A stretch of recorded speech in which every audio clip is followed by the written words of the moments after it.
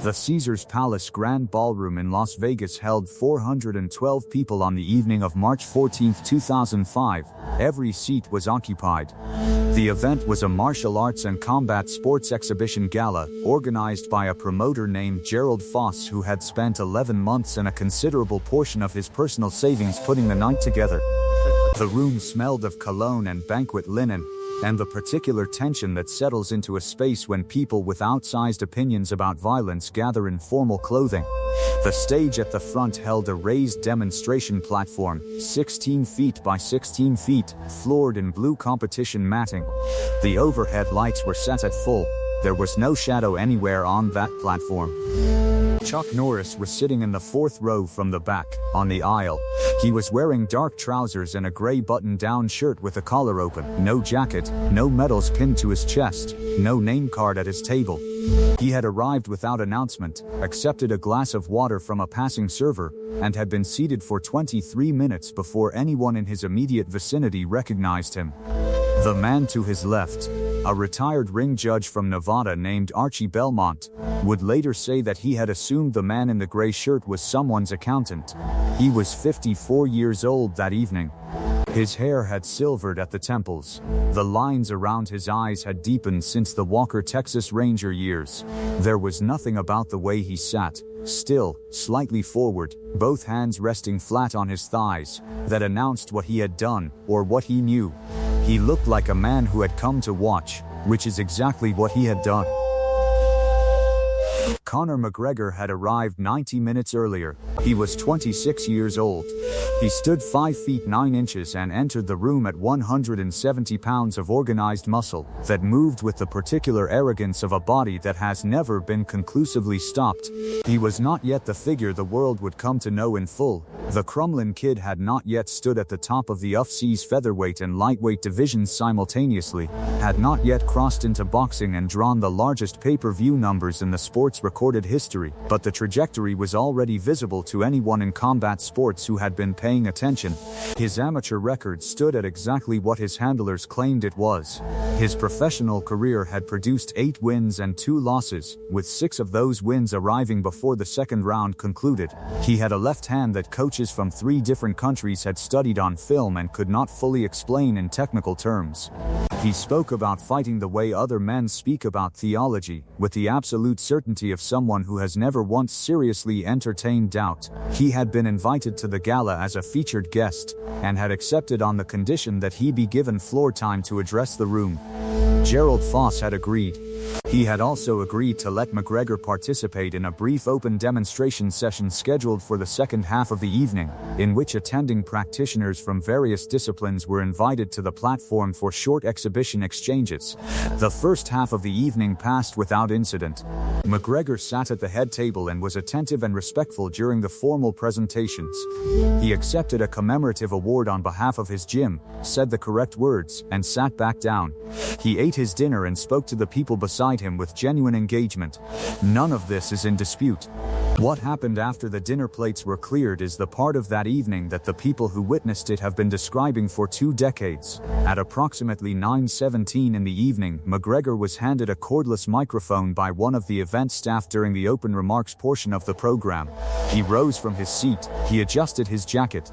He walked 4 steps toward the center of the room before he began to speak, which meant he was speaking from the floor rather than from any designated podium, which meant the room had to turn to find him, which was the point.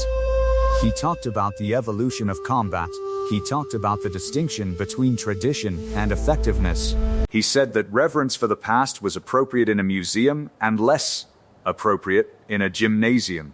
He said these things in the particular cadence that he had, fluid, percussive, the sentences arriving in controlled bursts.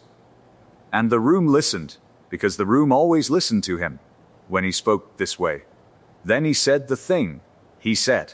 He gestured toward the back of the room, not at Chuck Norris specifically, not by name in that first moment, but toward the generation of martial artists that Norris represented. The men who had built their reputations on film sets and tournament circuits in eras before the sport had been stress-tested in the cage, before the rules had been removed, and the outcomes had been allowed to be what they were going to be. He said that respect was owed to those men for what they had contributed. He said it in the voice of a man filing paperwork. Then he paused. He found Chuck Norris across the room. He held the look for 1.5 seconds. "You're too old to fight," he said, "and if you weren't, I'm not sure it would make a difference." The room did not immediately react. There is always a half second after a sentence lands before the room decides what the sentence was. Gerald Foss, standing near the back wall with a clipboard held against his chest, would later say that he counted to 3 before he heard the first murmur. The murmur moved through the room from front to back. 3 of the tables near the stage pushed chairs back from the edge of their immediate conversations. Archie Belmont, seated beside the man in the gray shirt, turned and looked at the man in the gray shirt, and then looked back toward the microphone, and then looked at the man in the gray shirt again. Chuck Norris had not moved. He sat with both hands still flat on his thighs. He had heard the sentence.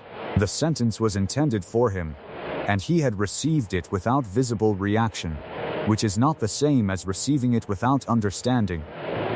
He understood exactly what had been said, and what it had been said in front of.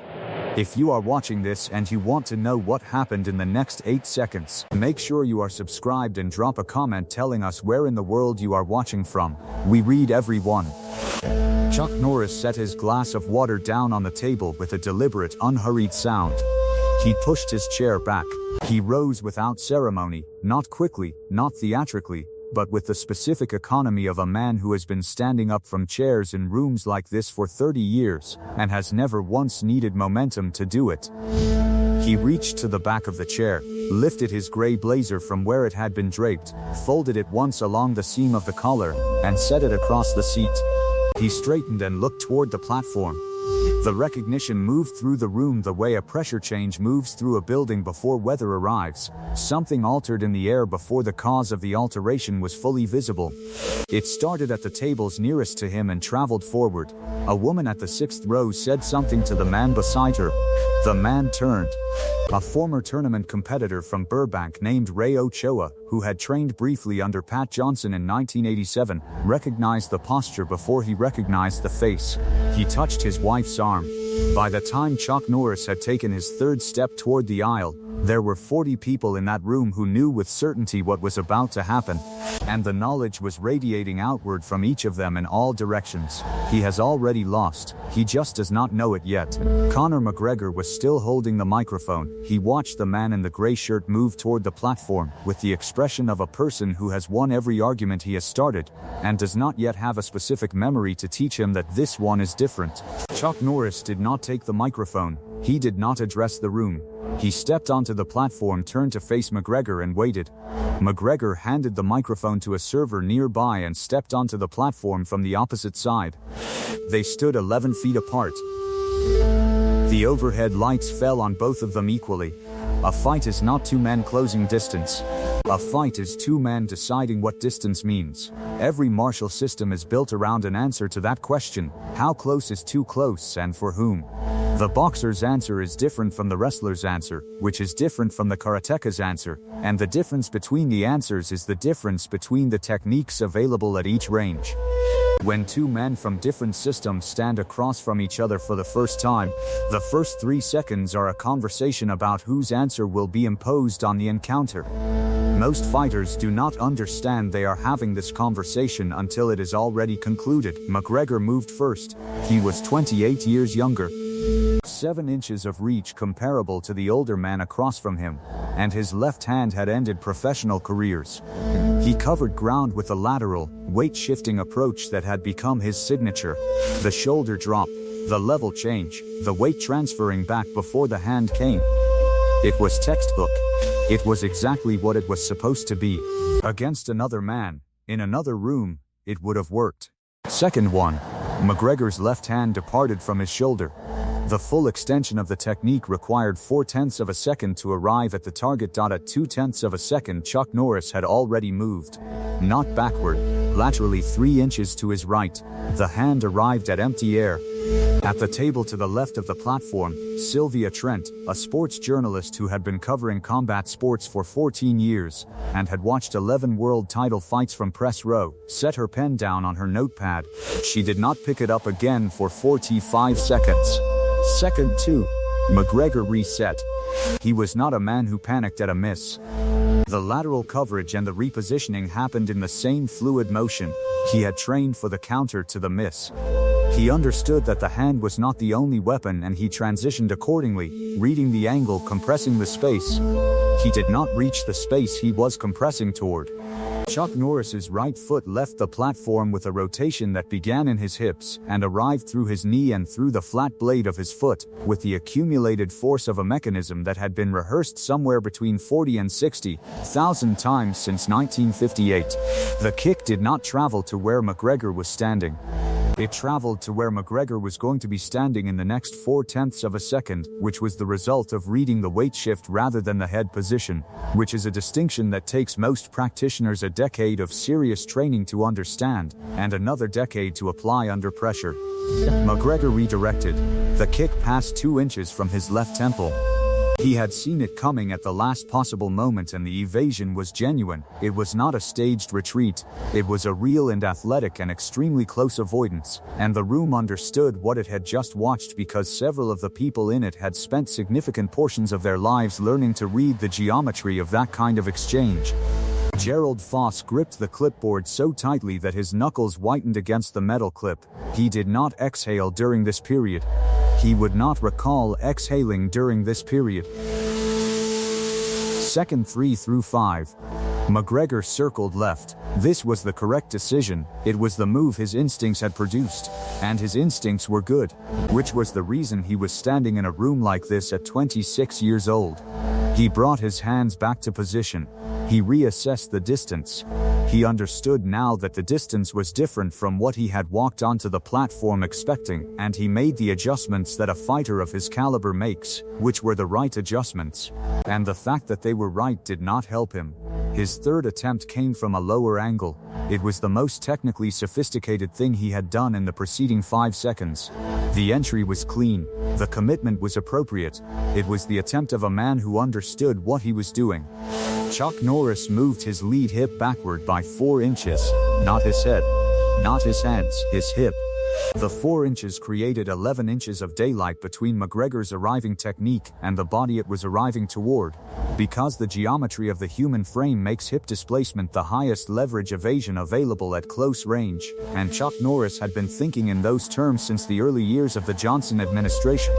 McGregor's third attempt concluded in air. Seconds 6, 7, 8. Chuck Norris was now slightly inside the range McGregor had been trained to operate at. He was at the range that karate had built him for in 1961, that Tang Soo Do had refined through the tournament years of the 1960s and early 1970s when he had stood on competition floors across 3 continents and developed in the specific and irreplaceable way that only repetition under genuine pressure produces. He raised his right hand. The trajectory of the technique that followed was toward the left side of Conor McGregor's jaw. It stopped 1 inch from the point of contact. It stopped there, and held. The fist did not land. The knuckles sat 1 inch from the jawline, close enough that McGregor could feel the displacement of air. And there it remained for a full 2 seconds while the room absorbed what it had seen. The room went silent. Not quiet, silent. The specific silence of a space in which 412 people have simultaneously stopped producing sound and have not yet decided to start again. Ray Ochoa, the former tournament competitor from Burbank, had his right hand pressed flat over his mouth. Sylvia Trent was still not writing. Archie Belmont had turned entirely sideways in his chair, facing the platform, his dinner unfinished in front of him. Chuck Norris lowered his hand. He extended it open, palm upward, toward Conor McGregor. McGregor looked at the hand for a duration that several witnesses estimated at 3 to 4 seconds. Then he took it. He gripped it once. He released it. Chuck Norris leaned slightly forward. He said 5 words, quietly, in the particular register of a sentence meant only for one recipient. Whatever those 5 words were, they were spoken below the level the room could capture, and the witnesses who have described that evening in the years since have been consistent on only one point, that after McGregor heard them, something in his expression changed. The look that followed was not embarrassment. It was not anger. It was something quieter and more durable than either of those. McGregor stood at a choice. Every man who has been genuinely humbled in front of witnesses arrives at this same place, the road that leads toward honesty, and the road that leads away from it. And the choice between them is made in less time than it takes to describe it. He turned toward the room. He said the following: "I misjudged what I was looking at." He said it without elaboration. He left the platform. He walked back to the head table, sat down, and did not speak for 7 minutes. 412 people sat in the specific silence that follows an honest sentence spoken in a room that expected a different one. In the weeks after that evening, Gerald Foss told the story to 4 people. Those 4 people told it to others. By the spring of that year, a version of what had happened in the Caesars Palace Grand Ballroom was circulating through martial arts gyms in Los Angeles, Dublin, and a training facility in Trieste, Italy, whose head instructor had a third-hand account that differed from the original in 2 significant details and was still in its essentials accurate by 2009.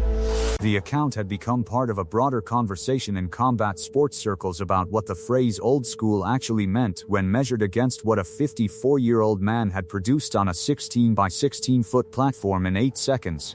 The conversation has not fully concluded.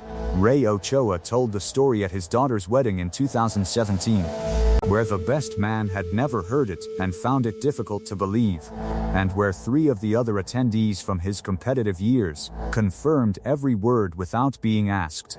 Sylvia Trent referenced the evening in a column she wrote in 2011 about what gets lost in the acceleration of combat sports toward the next generation. She did not name names. She did not need to. The people the column was written for already knew. Archie Belmont, the retired ring judge who had been seated beside the man in the gray shirt for 23 minutes without recognizing him, kept the memory in the way that certain experiences are kept. Not as something to tell at every opportunity, but as something to return to alone. The way a person returns to a particular image or a particular sentence in a book. He said in 2019 when he was asked about it directly that what he remembered most was not the 8 seconds on the platform. What he remembered most was Chuck Norris picking up his blazer from the chair, folding it once and setting it back down. He said the gesture had stayed with him because it contained the entire answer before the question had even been completed. Some things do not announce themselves. Some things fold a jacket and wait. A man who has spent 50 years learning what he can do has already answered every question a younger man thinks he is asking. The question a young man poses with his certainty is not really about the older man at all. It is about what the younger man cannot yet see, and what he cannot see is the distance between what a body has performed once under pressure and what a body can produce, in the dark, without warning, at 54, because it has performed it 10,000 times and the 10,000 times have made it a different kind of knowledge than the kind that speaks at banquet dinners and holds cordless microphones above a room. Competence is quiet. It does not require an audience to remain what it is. It remains what it is in the 4th row from the back, in a gray shirt, with a glass of water, watching. Next time, we are going to talk about the evening in 1993 when a Navy SEAL instructor decided that what Chuck Norris knew about close quarters fighting was theoretical, and the 44 seconds that followed in a San Diego training facility that changed the way that instructor ran his program for the next 18 years. That story is coming. Claude is AI and can make mistakes. Please double check our